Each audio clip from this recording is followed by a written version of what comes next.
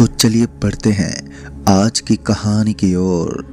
दोस्तों, उस दिन भी मैं रोज रोज की तरह अपने कान में हेडफोन डालकर सड़क पर टहल रहा था। शाम के 4:30 बज रहे थे और पूरे दिन घर में रहने की वजह से अब मैं बोर होने लगा।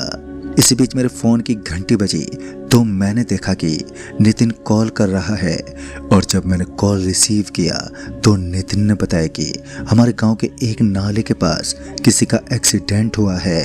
अब मेरे अंदर भी उस एक्सीडेंट को देखने का उतावलापन बढ़ने लगा, तो मैं जल्दी से उस नाले के पास पहुंच गया। तो मैंने देखा कि सच में वहां किसी का बहुत ही बुरा एक्सीडेंट हुआ था। सड़क पर उस आदमी के सर के 2 टुकड़े हो चुके थे और वो मर चुका था। उसकी डेड बॉडी को एम्बुलेंस में डाल दिया गया और फिर वो एम्बुलेंस वहां से निकल गई। मैं भी एक अस्पताल में काम करता था और जिस अस्पताल की वो एम्बुलेंस थी उसी अस्पताल में मैं भी एक एम्बुलेंस ड्राइवर था। गवर्नमेंट नहीं पर प्राइवेट ही सही, पर एक अच्छी जॉब करता था मैं। अगर मुझे सालाना एक अच्छी रकम मिले तो आखिर क्यों मैं उस काम को घटिया बता दूं। मगर फिर दूसरे ही दिन मैंने भी अपनी जिंदगी का सबसे खतरनाक एक्सीडेंट देखा।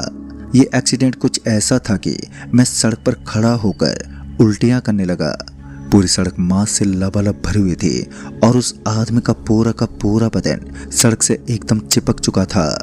मगर फिर हमने उस आदमी की हड्डी पसलियों को प्लास्टिक की थैलियों में कैद कर लिया और उसके मांस के टुकड़े भी बहुत गंदी तरह उठाकर थैलियों में पैक करने लगे। ये मैंने अब तक का सबसे भयानक एक्सीडेंट देखा था जिसमें आदमी की चितड़ी कर दिए गए। मैं रोज रोज काफ़ी तरीके के एक्सीडेंट देखा करता था, लेकिन ये उनमें से सबसे भयानक था। उस वक्त रात का समय था और मेरे साथ सिर्फ 2 जने थे जो वहां पर अभी अभी नए डॉक्टर बने थे। लेकिन अब उस जगह किसी डॉक्टर की ज़रूरत नहीं थी क्योंकि डॉक्टर का काम अब पूरा हो चुका था। यानी कि उस आदमी की मौत के बाद भला डॉक्टर क्या कर सकता है। और उस आदमी की डेड बॉडी को अस्पताल में तो पहुंचा दिया गया, लेकिन फिर पता चला कि उस आदमी की बाइक पर एक और इंसान भी मौजूद था। जब मुझे इस बात के बारे में पता चला तो मैं अकेला ही अपनी गाड़ी लेकर फिर से उस आदमी को ढूंढने के लिए निकल पड़ा। पहले तो मुझे अपने गांव में हुआ वो एक्सीडेंट याद आ गया जो बहुत ही खतरनाक था, और अब जो एक्सीडेंट हुआ था इससे बदतर तो मैंने आज तक कुछ देखा ही नहीं। इतना गंदा एक्सीडेंट जिसने मुझे उबाकियां उठाने पर मजबूर कर दिया। उस वक्त तक किसी तरह मैंने अपने आप को खामोश किया और अभी आगे बढ़ ही रहा था कि अचानक ही गाड़ी में लगी फ़ोन बजने लगी। और जब मैंने फ़ोन उठाया तो सामने रमेश डॉक्टर थे, जिन्होंने फ़ोन उठाते ही कहा, सेक्टर नंबर 28 और गली नंबर 17 मुंबई सिटी की कंकरी बस्ती, वहाँ पर एक बॉडी है और तुम वहाँ पर तुरंत पहुँच जाओ। मैंने भी एम्बुलेंस का सायरन ओपन कर दिया और फिर सेक्टर नंबर 28 की तरफ चल पड़ा। जैसा कि रमेश डॉक्टर ने बताया था, महाराज सूरजमल गेट के नीचे एक डेड बॉडी पड़ी थी। जब मैंने मैप पर लगाया तो पता चला कि यहाँ से करीब 13 किलोमीटर आगे बता रहा है। पहले मैंने एक पुलिया को पार किया और फिर उस सेक्टर नंबर 28 में पहुंचा तो मैंने देखा कि वहाँ से करीब 1 किलोमीटर पहले ही एकदम वीरान इलाका शुरू हो गया। चारों तरफ अंधेरा था और गाड़ी में एक अजीब सा सन्नाटा, मानो सब कुछ चुप हो गया हो।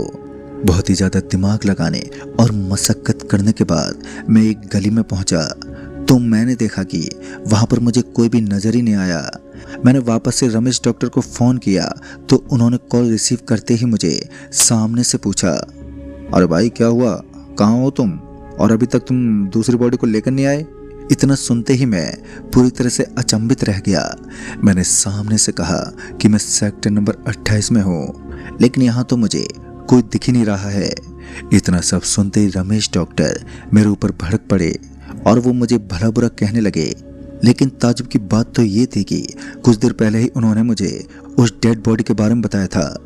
जब मैंने उन्हें बताया कि आपने मुझे यहाँ पर भेजा है तो उन्होंने बताया कि वो तो पिछले 7 घंटे से ऑपरेशन थिएटर में किसी की बॉडी का ऑपरेशन कर रहे थे। ये सब सुनकर मैं बहुत चक्का रह गया, क्योंकि ऐसा तो मुमकिन ही नहीं था कि वो मुझे कॉल ना करें, क्योंकि उनके कॉल करने पर ही मैं यहाँ तक पहुँचा था। अभी भी मुझे लग रहा था कि शायद डॉक्टर साहब किसी चीज़ को भूल रहे हैं, तो मैंने उन्हें याद दिलाने की बहुत कोशिश की, लेकिन वो बार बार यही कहते रहे कि 7 घंटे तक उन्होंने किसी से बात ही नहीं की। मगर मैं इस बात को मानने के लिए तैयार ही नहीं था कि ऐसा मुमकिन नहीं है। इसी बीच नेटवर्क इशू होने लगा और गाड़ी अचानक ही जोर जोर से हिलने लगी थी। ऐसा लग रहा था मानो अचानक ही गाड़ी के अंदर किसी ने दस्तक दी है। फिर गाड़ी का दरवाजा एकदम से खुल गया, लेकिन पीछे वाले दरवाजे की चाबी तो मेरे ही पास थी। फिर वो कैसे खुला? जब मैं पीछे पलटा तो मैंने देखा कि कुछ आदमी लोग एक जने की लाश को गाड़ी के अंदर डाल रहे थे। वो 2 जने थे जिन्होंने एक लाश को गाड़ी में डाला था, और उनमें से एक बंदा भागता हुआ मेरे सामने आया और गाड़ी का दरवाजा खोलने का मुझे इशारा किया। तो मैंने भी गाड़ी का दरवाजा खोला तो वो गाड़ी में बैठ गया और बोला कि जल्दी चलो वरना इसकी मौत हो जाएगी। उन लोगों की ये करतूत मुझे बिल्कुल भी पसंद नहीं आई। तभी मैं उन पर भड़कते बोला कि तुम लोग कौन हो और इस तरह गाड़ी में कैसे चढ़े? अभी मैंने इतना कहा ही था कि मुझे पीछे से एक बहुत जोर का धक्का लगा और मैं सामने वाले कांच से टकरा गया। मैं भी थोड़ा गुस्से से पीछे पलटा तो मैंने देखा कि जिसने मुझे धक्का मारा था वो अब नॉर्मल इंसान नहीं रहा, बल्कि उसके हाथ काले काले हो गए थे और उन पर थोड़े थोड़े बाल आने लगे और उसके मुंह का आकार अब बढ़ने लगा था। कहीं ना कहीं ये पूरे तरीके से पक्का हो चुका था कि सामने नजर आने वाला ये इंसान कोई इंसान नहीं है, बल्कि एक राक्षस ही है, और इन्होंने मुझे अपने छल में फंसाकर यहाँ पर बुलाया था। मेरे सामने लगे टेलीफोन पर भी कॉल आना बंद हो गया था। पूरा का पूरा नेटवर्क गायब हो गया था और ये सब कारनामा इन्हीं काली शक्तियों का था, वरना अब तक मैं अपना पूरा काम कर चुका होता और अब मैं उनके सामने अपने घुटने टेक चुका था। मुझे मालूम था कि अगर मैंने कुछ भी करने की कोशिश की तो ये दोनों प्रेत मुझे मार देंगे। तभी उन्होंने मुझे कब्रिस्तान की तरफ चलने को कहा और मैंने भी उनके बताए अनुसार गाड़ी मोड़ ली और कब्रिस्तान की तरफ चल पड़ा। मैं वहाँ के कब्रिस्तान को बहुत अच्छे से तो नहीं जानता था, लेकिन मैं काफ़ी बार उसके आसपास से गुजरता रहता था, तो ऐसे में उस कब्रिस्तान का ठिकाना मुझे अच्छे से याद था। और धीरे धीरे मैं गाड़ी को आगे बढ़ाने लगा। गाड़ी धीरे धीरे आगे बढ़ी रही थी कि तभी मेरे पीछे से घुर्राने की आवाज़ आई, मानो कि कोई कुत्ता बड़ी धीमी आवाज़ में घुर्रा रहा हो। तभी मैंने साइड मिरर में पीछे की ओर देखा तो एक ही पल में मेरे रोंगटे खड़े हो गए और मेरी सांसें एकदम से ऊपर नीचे होने लगी। बदन में अजीब सी घबराहट बन गई। दरअसल पीछे बैठा वो शख्स अब पूरे तरीके से राक्षस में बदल चुका था।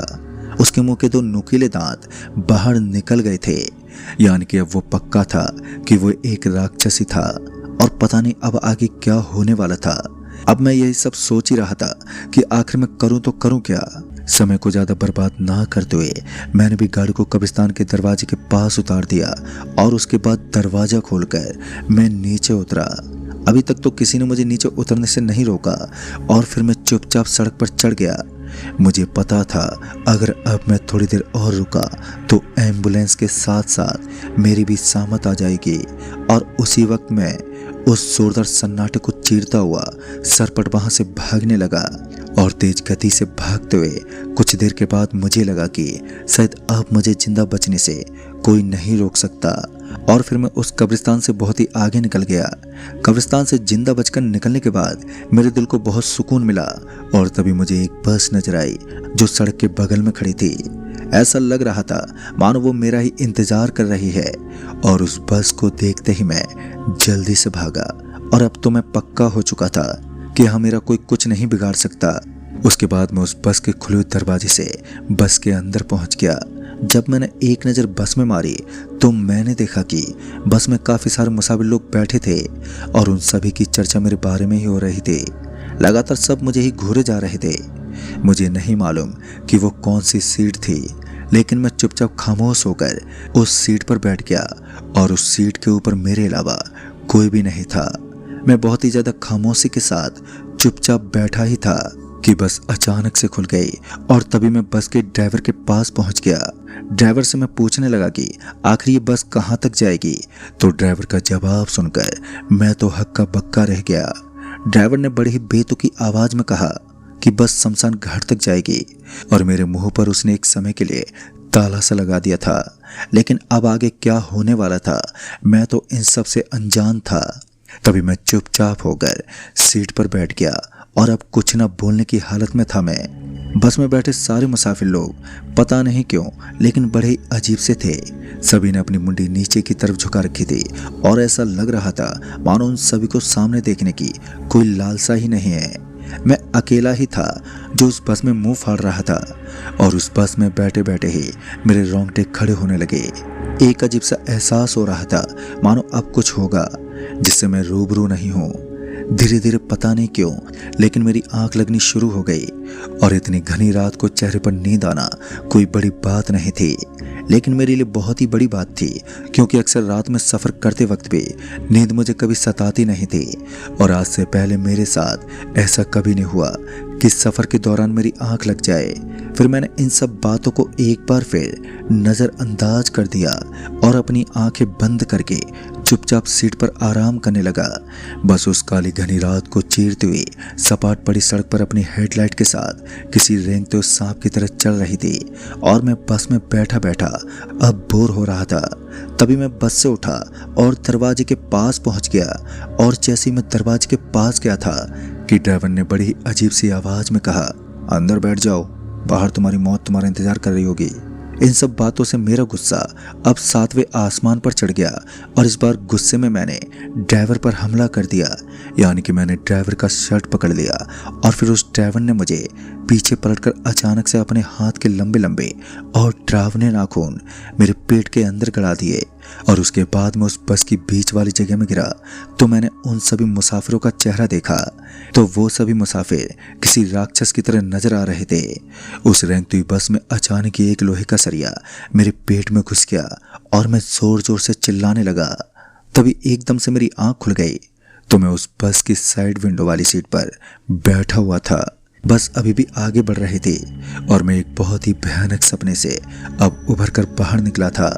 पूरे माथे पर पसीना पसीना छाया हुआ था और फिर तभी मैंने बाहर की तरफ झांका तो मैंने देखा कि एक अलग सा स्थान था जहां पर चारों तरफ से खाद्यान्न नजर आ रही थी और फिर बस एक जगह पर रुकी तो मैंने सोचा कि बाहर उतर कर देख लेता हूँ और उसके बाद मैं जैसी बस से नीचे उतर गया तो मैंने देखा कि यहाँ की मिट्टी भी बहुत अलग थी और ऊपर आसमान में एकदम लाल लाल रंग का कुछ नजर आ रहा था। थोड़ी देर के बाद जब मेरी नज़र उस बस के ड्राइवर पर गई तो मेरे पांव तले जमीन खिसक गई। दरअसल उस बस ड्राइवर के मुंह पर सिर्फ एक कंकाल दिख रहा था और उसका आधा खोपड़ा पूरी तरह से गायब था। कहीं ना कहीं मुझे समझते ज़्यादा देर नहीं लगी कि ये एक भूतों की दुनिया है और अब इस बस में बैठना मौत को दावत देने जैसा होगा और अब बस में बैठना मेरे लिए एक सांप के मुंह में हाथ डालने जैसा था। ऐसे में मैंने जो पीछे की तरफ कच्ची सड़क नजर आ रही थी तो उसी पर पैदल पैदल भागना शुरू कर दिया और तब तक नहीं रुका जब तक कि मुझे कोई तेज रोशनी नजर नहीं आती। और फिर कुछ देर के बाद मेरी नज़र एक रेलवे ट्रैक पर गई तो वहाँ कुछ मुसाफिर लोग मुझे घूमते हुए नजर आ रहे थे।